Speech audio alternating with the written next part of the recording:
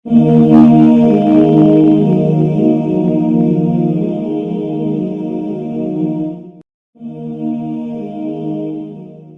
शख्स की मुनासबत से उसका काम और उसकी खिदमत करो।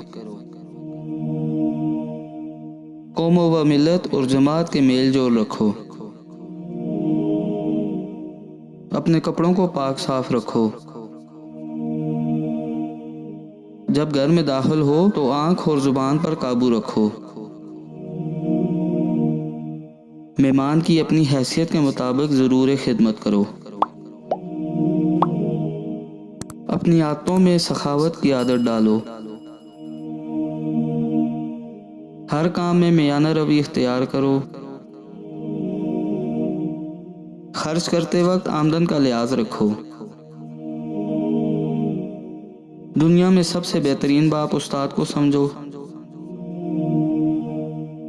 कम खाने, कम सोने और कम बोलने की आदत डालो। जो अपने लिए पसंद ना करो उसे दूसरों के लिए भी पसंद ना करो। दिन में चौकन्ने होकर बातचीत किया करो।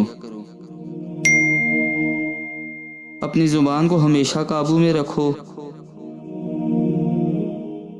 बेहुदगी से परहेज करो।